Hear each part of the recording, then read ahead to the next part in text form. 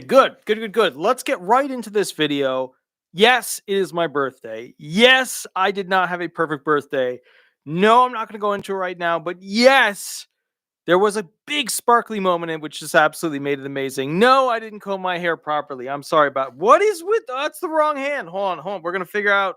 There we go. Let's comb it. Let's make it beautiful and we are good. All right, now let's get right into it. There are only so many ways to be found disabled in 2024. There's some weird little ways, but these ways that we're about to go through are the main ways that people are found disabled in 2024. In fact, realistically, they're the only ways that you can be found disabled in 2024. This is directly from the SSA.gov policy website where we talk about how you can go ahead and be found disabled by utilizing the following method. It's called the 5-step sequential process, but these are the screens to keep out those who should not be found disabled. So when you think about each one of these steps, think about these screens or these little coffee filters, right? And they're trying to make sure that people who can go and work, people who can go and make enough money, do not settle through and go through and filter through to the bottom to be found disabled.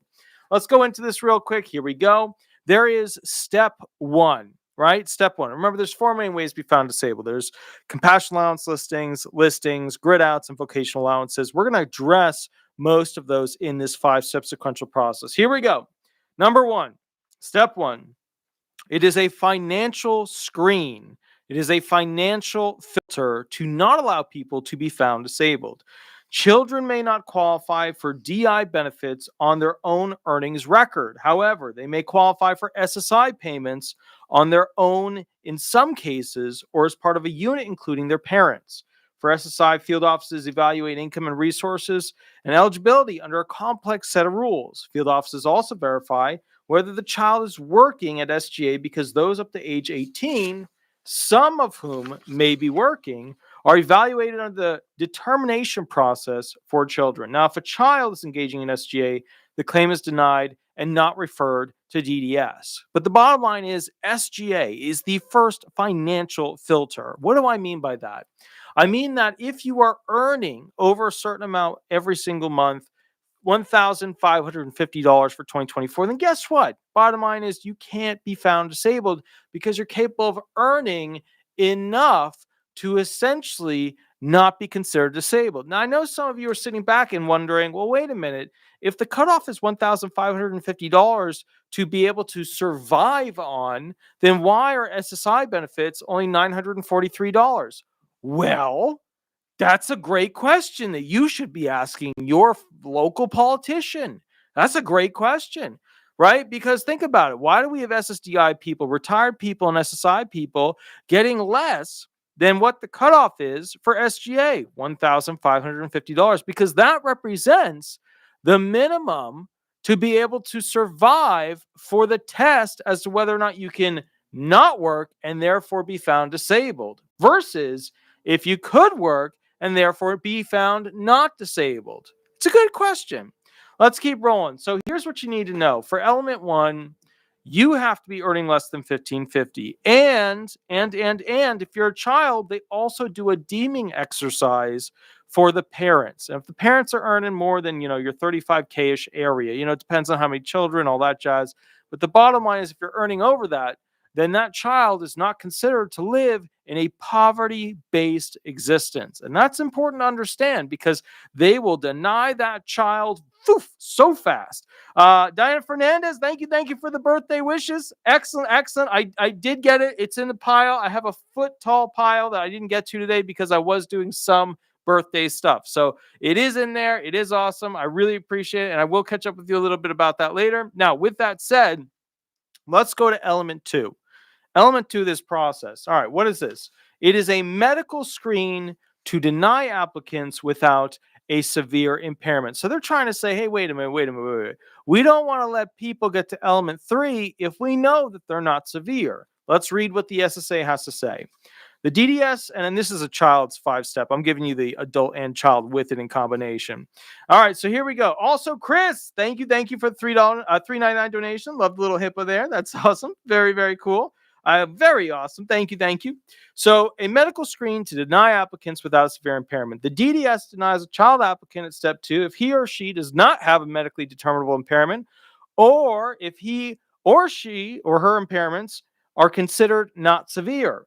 Child applicants are also denied if their impairments fail the duration test. That is, if the impairment is not expected to result in death and has neither lasted 12 months nor is expected to last a continuous period of 12 months. If the impairment is considered severe, and if any impairments meet the duration test, the claimant will proceed. All right, so here's the deal. They don't really do a whole big analysis as to whether or not your impairment is severe at step 2. The real analysis is, will your impairment last 12 months? Has it lasted 12 months? Or will it be terminal? And here's the other kicker that they're looking for.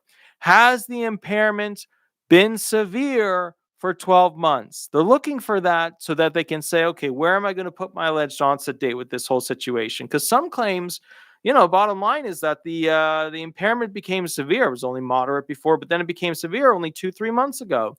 And then there's a rule change that has to occur as a result of that. Now, with that said, with element 2, they're trying to screen out people who basically have impairments that haven't lasted long enough. And here's why. Think about it. Let's say somebody gets in a car accident for 3 months.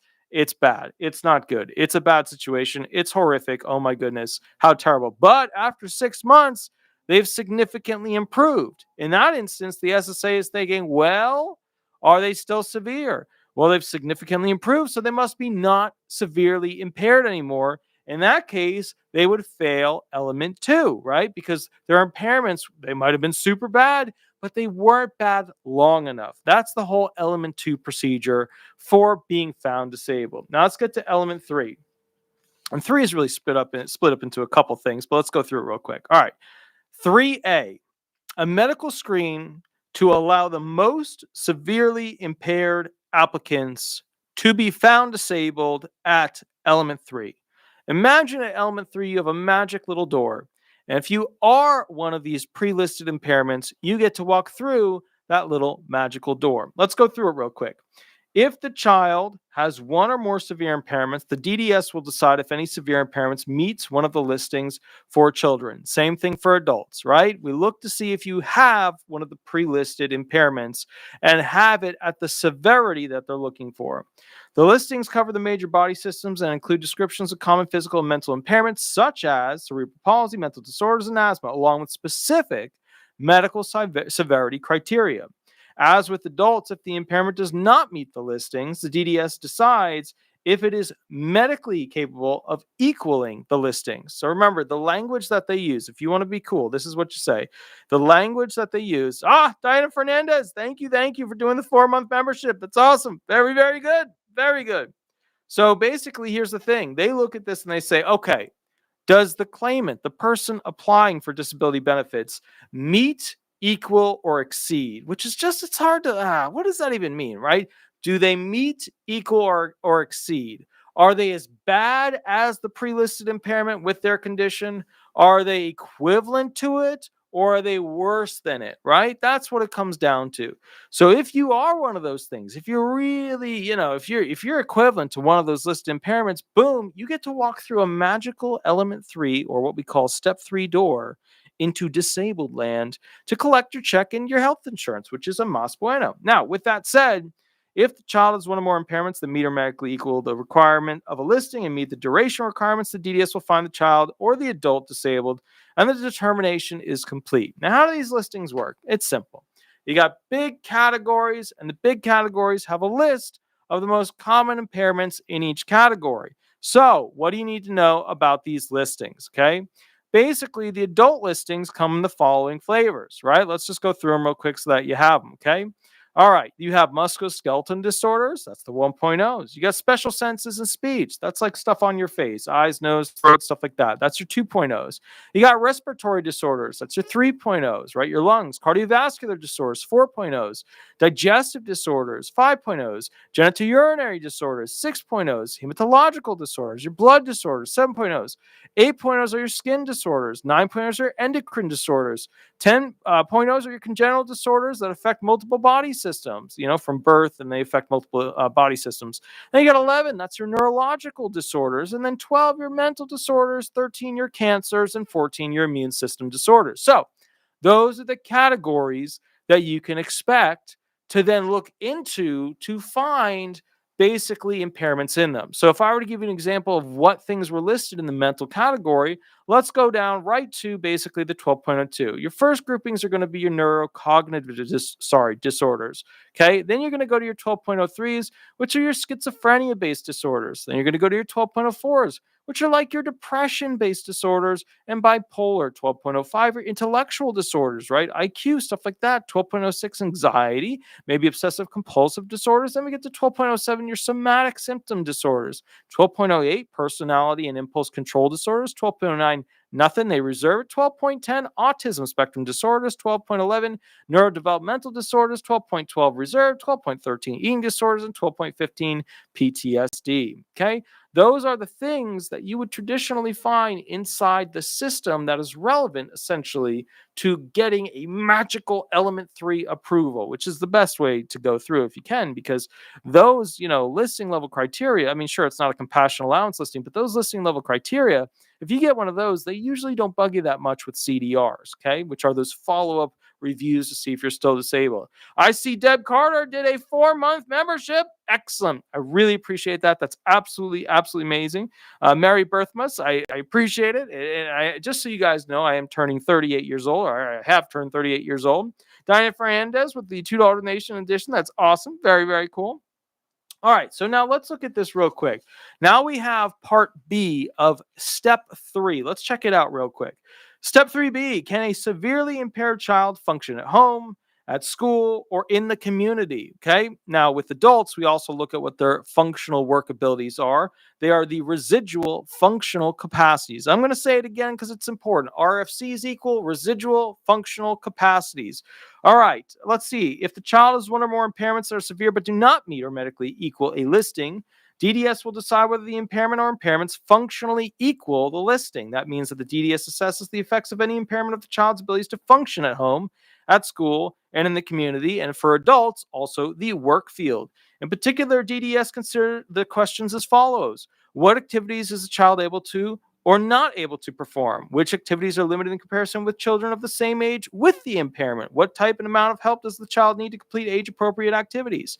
The same thing for adults, okay? We just add the work part of it too.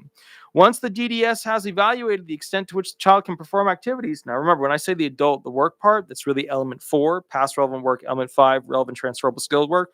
But for children, it's only 3 step sequential process. There's no element 4, there's no element 5, because if the child's young enough, they have no work experience. They have no actual work in the environment. Okay, so once DDS has evaluated the extent to which the child can perform activities, it evaluates how much the child is limited in each of the 6 domains. The domains are broad areas of functioning intended to capture all that a child can or cannot do. The 6 domains are as follows: acquiring and using information, attending to and completing tasks, interacting and relating with others, moving about and manipulating objects, caring for himself or herself, and maintaining health and physical well-being. Okay, so those are the general domains for a child-based claim. Of course, when we go to the adult application, we are doing an assessment as to the INGs. What are the INGs? We're talking about all of the things that basically are your ability to do something. Let me bring up the mini RFC real quick, and I'll read to you some of them. I'm not going to go through all of them because I don't want everybody to fall asleep with the amazing, fun, and exciting topic. Let's go through some of it real quick. All right, so here are some of the INGs, right? Sitting, standing, walking, bending, climbing, reaching, squatting, stooping, crawling, kneeling, crouching, balancing, lifting, carrying, pushing, pulling, right? Seizing, holding, grasping, turning, handling, picking, pinching, fingering, feeling. Very good. And then we look at other things like remembering locations, work-like procedures, understanding short instructions, understanding detailed instructions. There's all kinds of things. Being able to complete things, maintaining regular attendance, being tolerant, punctual, maintaining ordinary routines, etc. So the bottom line is these are the INGs. Being able to do these things, and how good are we at doing these particular things? And that's what we usually look at element 3. All right, now we're going to scooch dooch over here to basically the next element. All right, so what do we got? All right, my apologies. This page did not print out correctly. Doesn't matter. Let's keep rolling through it. Here we go. This one only goes to 3 because this is child ones. All right, that's fine. I'll do the rest. Now, element 4 or step 4. This is all about for adults. The child benefits don't have an element 4 or 5 because there's only a 3-step sequential process for kids. There is a 5-step sequential process for adults. At element 4, we look at to see if you can be found disabled this thing called PRW. PRW stands for past relevant work. Now, you know that they're changing the rule very soon in June so that it won't be what your past 15 years of work is, but rather only the past 5 years of work, because let's call it like it is. It's going to speed up the ability of the SSA to actually adjudicate these claims faster and then get through that massive backlog that is just becoming a snowball of badness. Now, let's go through this real quick. What they're looking at are essentially what types of jobs you've had within the past 15 years, and then in June, it'll be just the past 5 years. They're looking at whether you had skilled jobs, semi-skilled jobs, or unskilled jobs. And what defines a lot of that are the SVPs. And the SVPs, those are interesting things. SVPs basically go from 1 to 9. If you got a simple job, like a simple, here's the broom, there's the floor, here's the shovel, there's the dirt pile, right? Easy, easy peasy, right? In that instance, what you have to keep in mind is that they will go ahead and say, well, those are SVP 1 and 2 type jobs. Very simple, doesn't take much time to learn.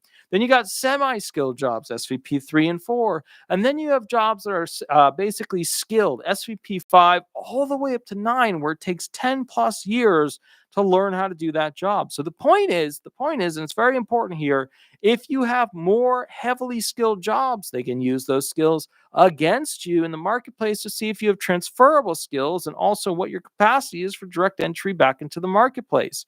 Now, with that said, and I think this is important, this is where they're looking at element 4, what you used to do and whether or not you can still continue to do that. Because if they find, right, if they find that you can go ahead and still do that job, guess what? The whole process stops. You are not found disabled and you're sad in 2024. Now, here's the deal. Once you reach element 4, your goal is to make it to element 5. Element 5 is the end. It is the guillotine of basically the 5 elements. I know some of them seem like they'd be more of a cutoff, but no, it's not. It's element 5. Diana Fernandez, thank you for the $2 donation. I really appreciate that. That's awesome. And I really appreciate all the birthday howdies, which is absolutely very cool. Very, very cool. Cincinnati Fireball, thank you for the $3 donation. Very awesome. Love little doggy there. That's very cool. Okay, so here's the deal. Here's what you need to know. When it comes to essentially, element 4, you got to get past it and get to element 5. So you got to show how you can't do the work you once did. That's crucial. A lot of people don't focus on it. Don't be that person. Now, element 5. What is element 5? Element 5 is, can you do any other jobs in the national economy based off of this vintage, totally behind in the times book called the DOT, Dictionary of Occupational Titles. And they'll look at a bunch of simple jobs, see if you can do them. And if you can do them, guess what? The whole thing stops. You're not found disabled in 2024. You're sad, you're miserable, you're not doing too well. Now, with that said, if you can prove that there's no job in the national economy that you could potentially do, then guess what? You're living the dream. You're doing pretty good. You're being found disabled. Now, here's the problem. They will usually find any and all types of jobs. Now, people 10 years ago lived in the good time, lived in the golden era, being found disabled. Those people can at times seem a little bit delusional about how the process actually works for Social Security benefits. Those are the people who say that if you're really severe, you will no matter what be found disabled, which is unfortunately delusional. It's unfortunately, you're seeing things that aren't really there and you're then promoting them. So it's not a good thing. They do that, but you just kind of have to realize they come from a different world.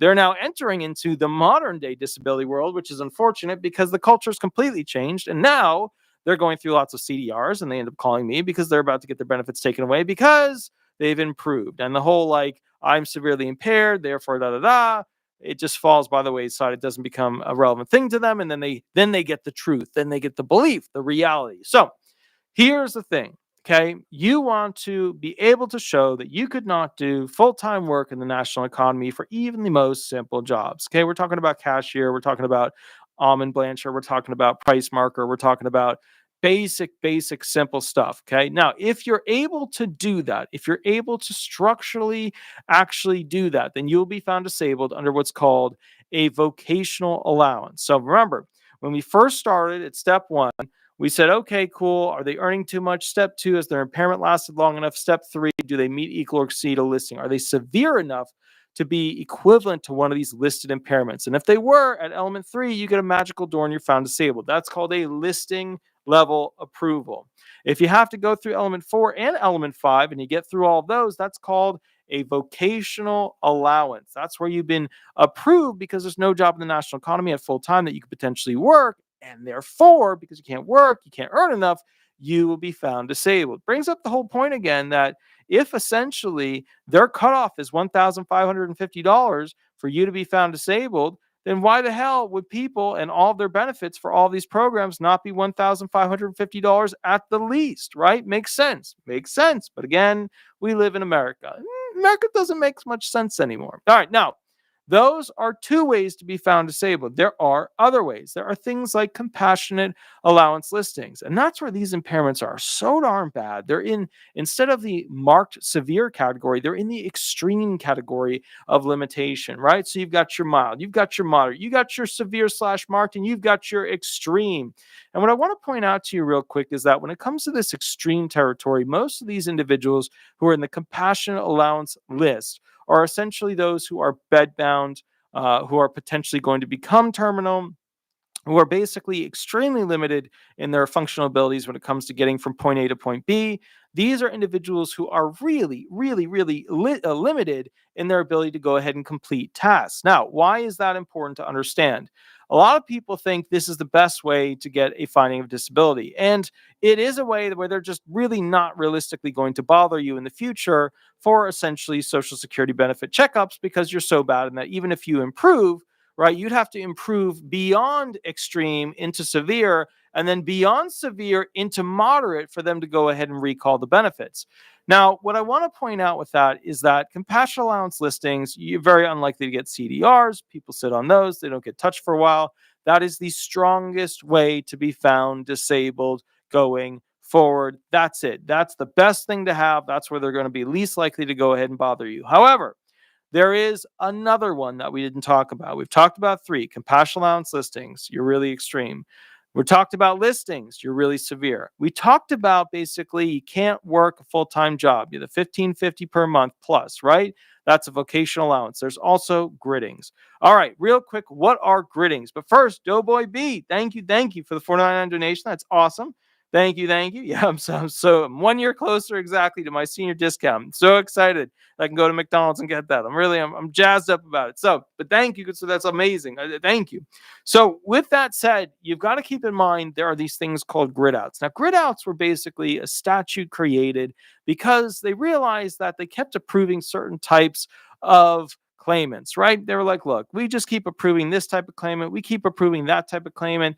It's just one of those things where we're obviously going to keep approving these and those and yada, yada. Now, what are grids? Grids are based off of a bunch of things, right? They're based off of sedentary work capabilities. They're based off of, light work capabilities. They're based off of medium work capabilities. And each one of these is like a different category of how much you have to be able to do with a job, right? So the basics of sedentary is you're going to be sitting for 6 out of 8 hours, and 2 out of 8, you're going to be walking or standing, right? Light, you're going to be going ahead and sitting during that job for 2 hours. And then, of course, you stand and walk for 6 out of 8 hours. Now, with that said, and I think this is important, you have to understand that the real cutoff point, the real thing that matters with these griddings is your age. And that's why most law firms are not taking claimants that are essentially under 50 years old, because the SSA is very aggressive at denying them. And even when you have a good claim, you get some really weird decisions that are not good. There are no bueno class 5 for most claimants. As a result of this, you have to keep in mind. All right, what happens? What happens with this whole situation is that when it comes to grid outs, the statistics show that law firms are 3 times more likely to win a claim. Well, it doesn't hurt that we pick the claimants that are much more likely to be approved and then work up the claims so that they meet the statute. If we took a lot more claims that were under 50, that were kid claims, we'd be less likely to be approving as many because the SSA is very aggressive at cutting those off. And here's why. About 5 or 6 years ago, there was a change to basically the bin system inside the SSA. And those people who fit into the 50 bin, who fit into the 55-plus-year-old bin, the 60-plus-year-old bin, those were the ones that were getting attention for grid out potential with a higher likelihood of approval. Now, as a result of that, We use grids all the time because we're seeking basically a grid out that fits within the vocational requirements. We're looking at work history, we're looking at academia. We're looking at current standing to be directly put back into the marketplace of jobs. We're looking at what kind of skill level you have, if it's skilled, semi skilled, unskilled. We're looking at all of those. And the cool thing about grids is that if you meet up with those and the judge agrees with it, then at that point, what will happen is basically you will be found disabled. But if you don't meet up with the good ones, then you will be found not disabled. So we've gone over compassion allowance listings, vocational allowances, and grid outs. Now, are there other types of ways to be approved for Social Security benefits going into essentially 2024 and even into 2025? Yes. And of course, this applies for many of the programs such as supplemental security income or disabled little child benefits. Here's the deal. There are situations where there's miniature little ways in the statute to go ahead and get approved. So, for example, let's say that you've been working very hard in the construction field for a long period of time. You hit the amount of years that you've been doing that, then drastically increases the likelihood that you're going to be found disabled because you fall into a special allowable option. Now, with that said, there's other things too. Sometimes there is a political reach out where a politician or somebody of high value within the federal system will go ahead and reach out, and that person will have the ability to communicate with the SSA.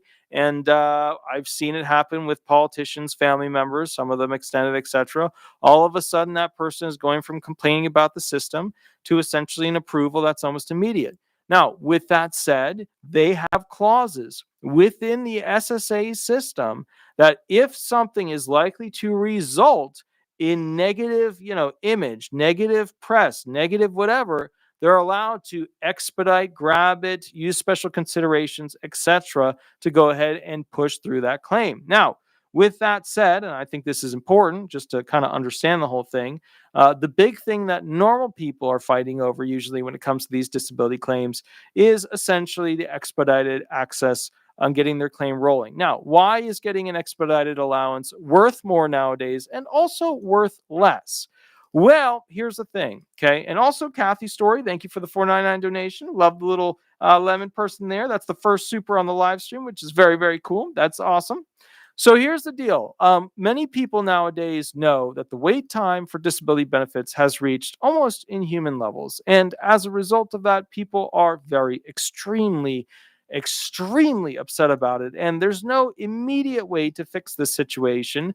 It's literally got to be something where we have to get down the million plus. It's way over a million at this point. Backlog that is basically holding people from getting their benefits. Now, under that dire need situation, people often assume that a critical claim or a dire need claim or a push through claim or this or that or whatever they want to call it, a red flag claim, a yellow flag claim, whatever they want to call it, they assume that at the end of the day, this is also going to equate to an approval because of the nature of the expedited process, right? It doesn't always mean that. You should know that. It doesn't always mean that.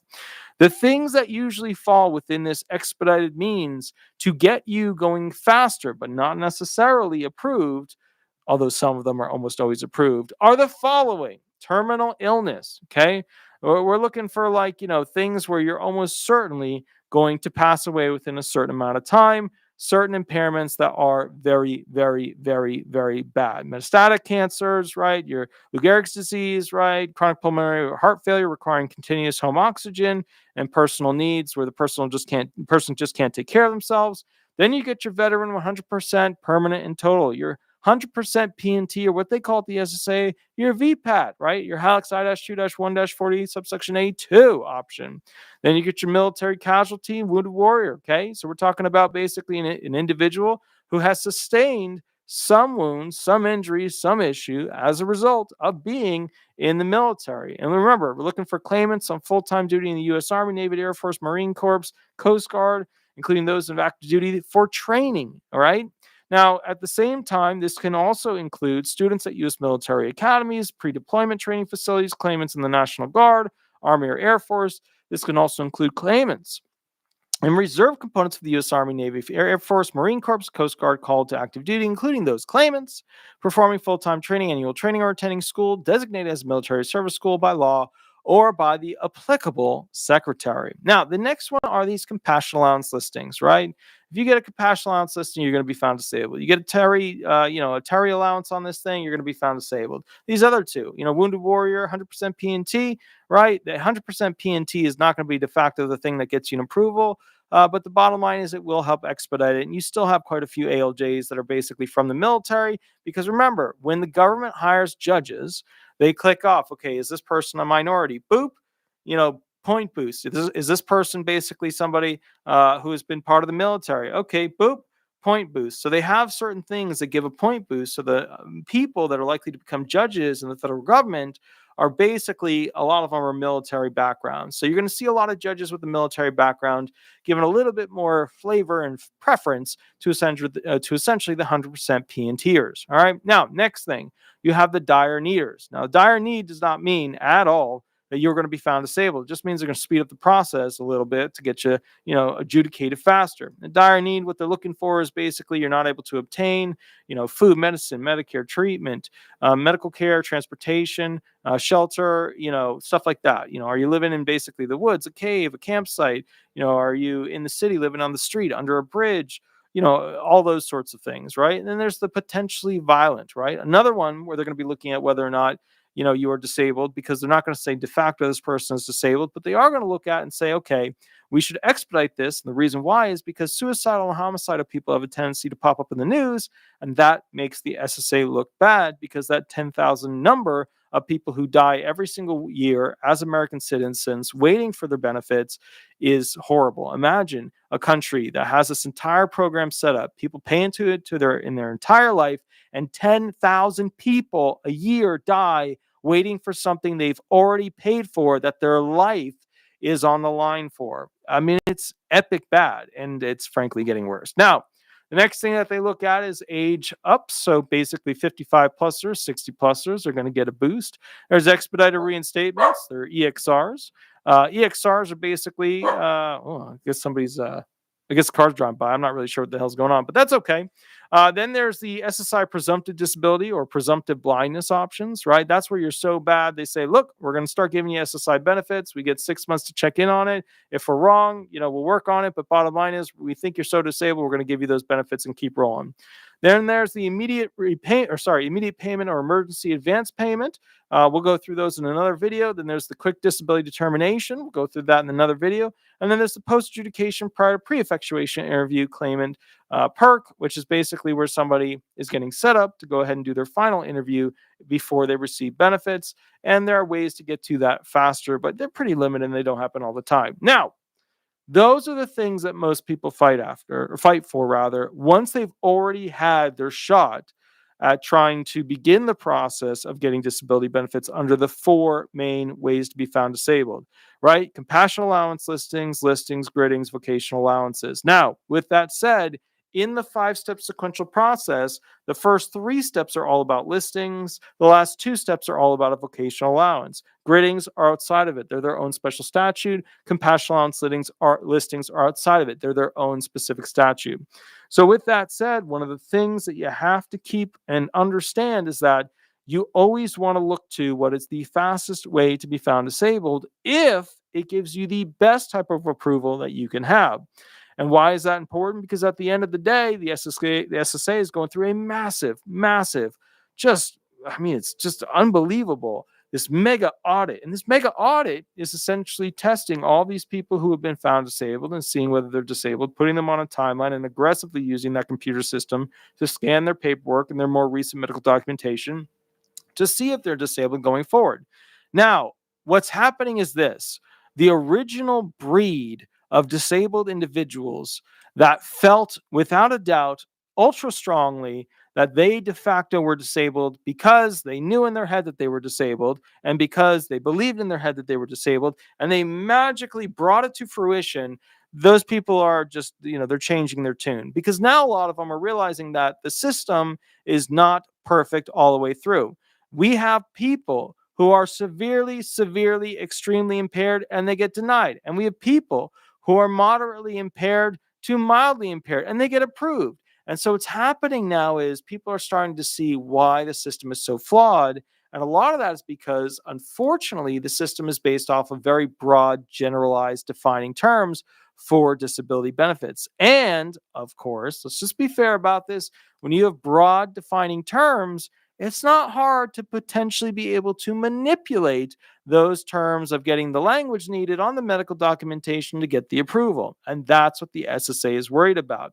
Now, let's just be fair about this real quick. Diane Fernandez, thank you for the $2 donation. That's awesome. Yeah, Sweetie, I think, is here. Shadow just ran off. I think he's doing a full review of the house at this point. So that's his job. He puts on his cute little armor and runs around the house and makes sure he can do his job as a cute little fluffy monkey. So, with that said, there are some impairments that are going to get a lot more attention going into the future because they are capable of being manipulated at a higher level in order to get approval. So some of those impairments that are capable of being manipulated to go ahead and get an approval are things like fibromyalgia.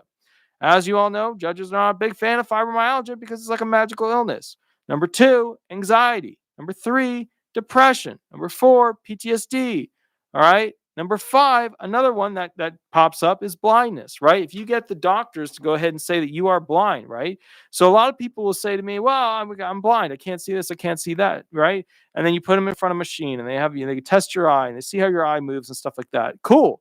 But just because your eye can focus and just because your eye can do a certain movement, just because your lenses look like this or that, doesn't mean that you physically can't see what's on the Snellen chart in front of you.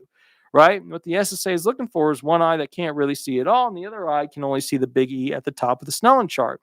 Now, when you get people who get the 20/400, that's like blind. That's blind. You get 20/400 for both eyes. That's it. Game over. You're supposed to be found disabled. But if you get a doctor that basically says, hey, this person has 20/50, and then you get another doctor that says, no, both eyes 20/400, guess what? They're not going to believe you. They're going to send you to another CE. They're going to send you to another eye doctor to get a follow-up exam because of the potential for manipulation. And that is one of the things where you're going to be seeing a lot more people who basically are not getting through on the classic tactics that they used originally.